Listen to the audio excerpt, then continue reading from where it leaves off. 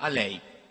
Acreditamos que a lei deve ser justa, deve fazer o bem, evitar e punir o mal.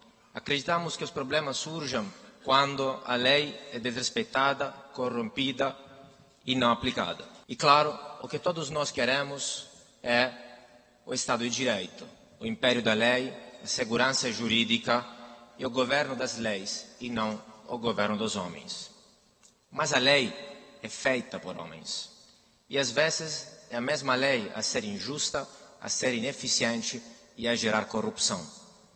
É a mesma lei a ser ferramenta de poder, de pilhagem e de controle social. Por exemplo, acreditamos que deveríamos ser todos iguais perante a lei. É o princípio da isonomia, da igualdade formal e jurídica. Mas é a mesma lei, às vezes, que faz diferenças. Que faz diferenças entre quem tem foro privilegiado e quem tem a justiça comum. Entre terra privada e terra estatal. Sendo que na primeira alguém pode sempre pedir uso capião e na terra estatal nunca ninguém. É a mesma lei que faz diferenças entre trabalhadores privados que pagam impostos e burocratas estatais que recebem impostos e salários acima do teto e fora do mercado. É a mesma lei que faz diferença entre quem pode e quem não pode, entre quem pode tudo e quem pode nada. Acreditamos que o Estado deveria aplicar a lei, mas são eles, às vezes, que não respeitam a lei. Quando, por exemplo, faz o impeachment do presidente, mas não tiram os direitos políticos. Quando o governador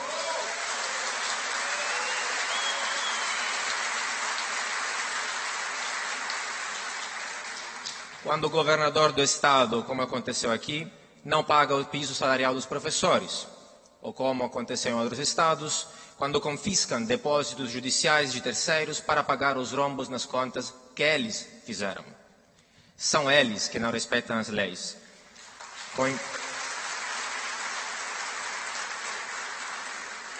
Com encontros fora da agenda e salários acima do teto. Acreditamos que a lei deveria limitar o poder, mas às vezes é a mesma lei a dar poder, ao ponto que muitos querem virar juristas e advogados exatamente para ter poder e dar carteiradas. É a mesma lei a dar privilégios, carros com motoristas, cafezinho, vale terno e sofá no gabinete. É exatamente o fato que tudo está na Constituição, não por acaso a terceira Constituição mais longa do planeta, a dar poder ao Estado e a oberar o STF. É a vagueza da lei a deixar alguma margem de interpretação e muita margem de poder. Afinal, alguém já disse, aos amigos os favores, aos inimigos a lei. Acreditamos que a lei deve ser moral, e que é moral, mas esquecemos que a escravidão foi legal, que os campos de concentração foram legais, que a apartheid foi legal, que o fundo eleitoral é legal, que as desapropriações nas favelas são legais.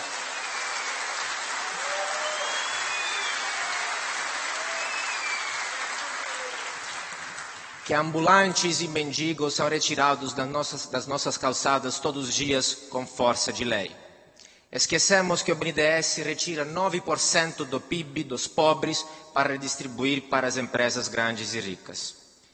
Na verdade, a lei acaba com a moralidade. Quando, por exemplo, finge que está redistribuindo recursos para os pobres, e aí as pessoas não ajudam, porque pensam, eu já fiz meu dever, eu já paguei impostos. Quando institui, por exemplo, prioridades nos caixas e nos ônibus, e aí o que acontece é que quando chega uma gestante ou um velho, afinal, nós não deixamos passar, não deixamos sentar, porque pensamos que já existe um assento específico para eles. Ou quando confundimos a lei com moralidade, e aí nos tornamos robôs obedientes e amorais.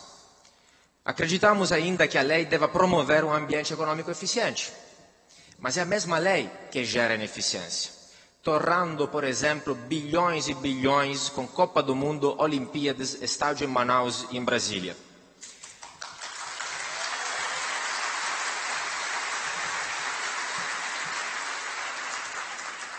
É por lei que se institui e se administra o BNDES, o maior banco de desenvolvimento do mundo, maior que o Banco Mundial, que não gera desenvolvimento nenhum, que gera subdesenvolvimento. Deveria até se chamar BNSUB, Banco Nacional de Subdesenvolvimento.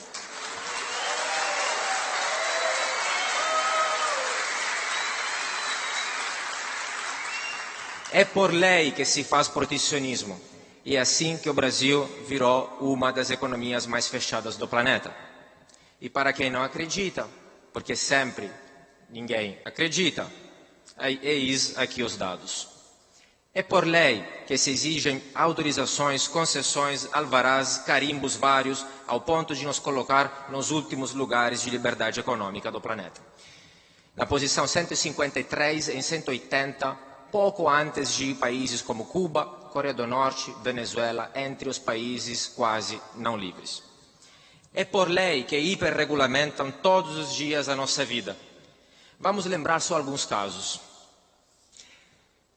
Os mais recentes: rádio obrigatório nos celulares, regulação do esporte eletrônico, proibição de descontos para mulheres em bares e boates, segunda-feira sem carne, revisão obrigatória do ar-condicionado, kit anti-incêndio, salvo depois mudar de ideia, proibição do sal na mesa, proibição da cobrança para orçamentos, proibição de cobrar por sentar na mesa do bar. Teve até uma lei para decidir se a espuma da cerveja é cerveja.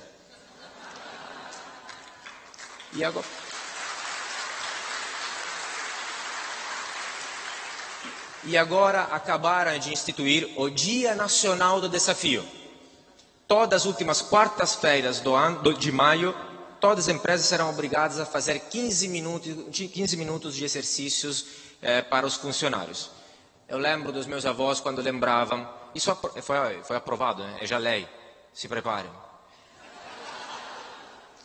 Eu lembro dos meus avós quando me contavam do sábado fascista instituído por Mussolini, onde no sábado as pessoas deviam fazer ginástica em praça pública. Exatamente a mesma coisa. Desde 1988, foram aprovados 5,4 milhões de dispositivos legais, 769 por dia útil. Só ao nível federal são 15 por dia. Considerando os 3 entes federativos, e considerando que cada um de nós mora só em uma cidade, só em um estado, é uma média de 217 mil dispositivos legais em cima de cada um de nós. É humanamente impossível saber e seguir esta lei. E ainda, muitos repetem, o Brasil tem boas leis, o problema é que não são aplicadas. Não, o Brasil tem leis demais. Se fossem todas aplicadas perfeitamente, o Brasil pararia.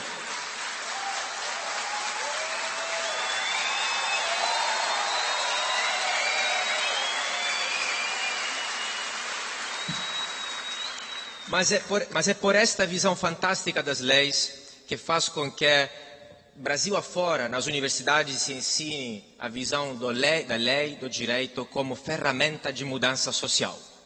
Ou seja, a ideia de usar o direito para moldar e plasmar a sociedade segundo os próprios prazeres.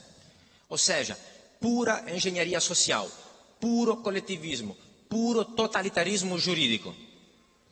Enquanto no resto do mundo, o direito é um simples método de resolução de conflitos. Ao contrário, aqui se gera mais conflito, com a judicialização das relações sociais, que muitos até celebram. E os advogados agradecem, afinal, a indústria do dano moral, por exemplo, gera milhões de causas lucrativas. É ainda por esta visão da lei que o fiscal se acha importante, e todo empoderado por um crachá dado pelo Leviatã, ele acha que o Brasil não dá certo porque a lei não é aplicada. Agora vou aplicar a lei e vir a Suíça por decreto-lei.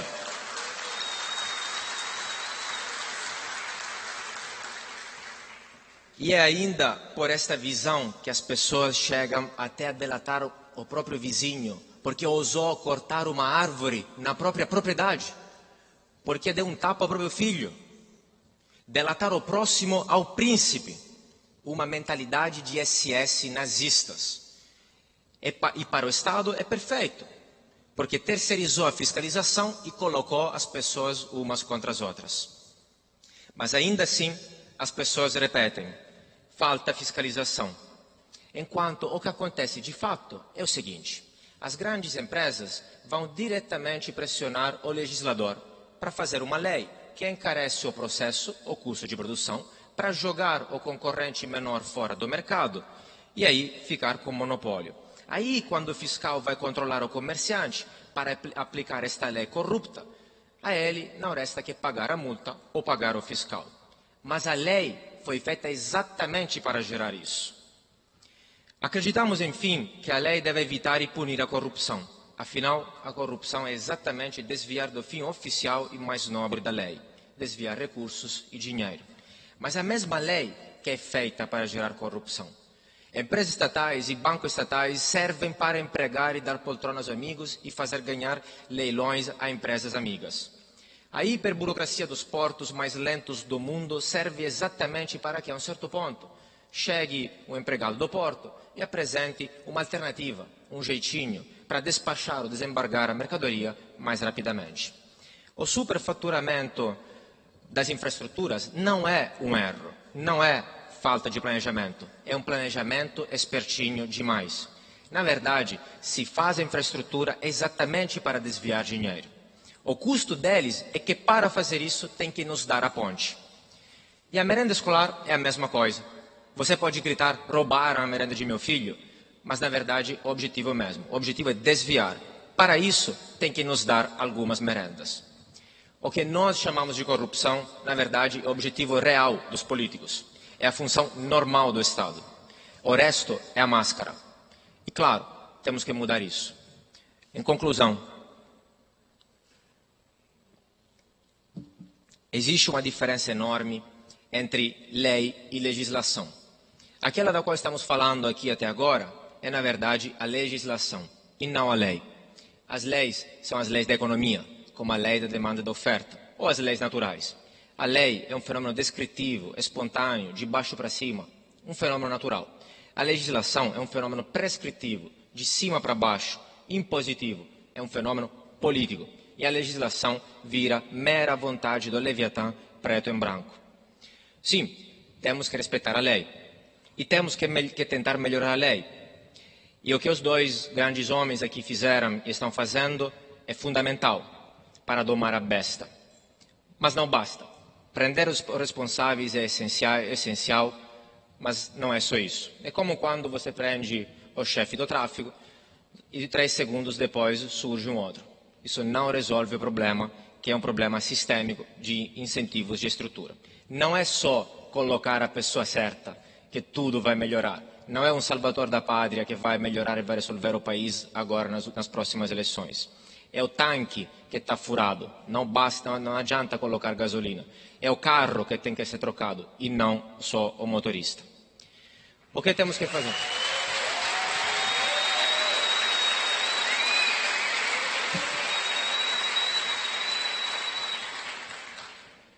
Temos que revirar o Estado ao avesso. Temos que reverter a estrutura estatal. Temos que mudar sua função. Temos que limitar o impacto de seus incentivos perversos. Temos que limitar sua dinâmica, para que a lei seja mais poderosa que a legislação, para que sejam eles a obedecer a nós e não o contrário. Temos que diluir o poder político ao máximo possível. Temos que descentralizar.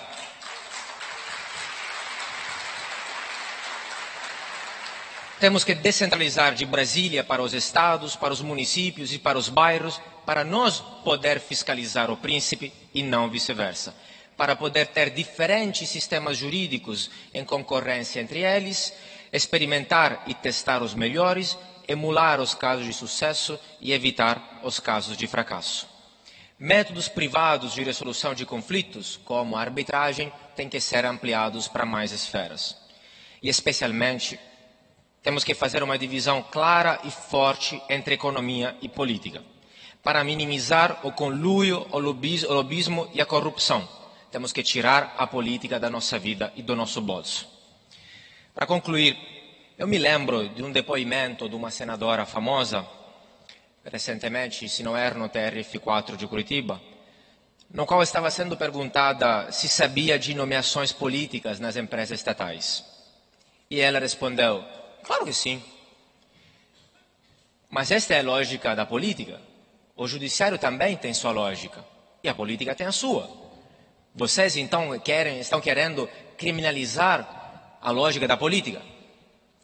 Cara senadora, é isso mesmo. Queremos criminalizar a lógica da política porque esta lógica da política é criminosa. Obrigado.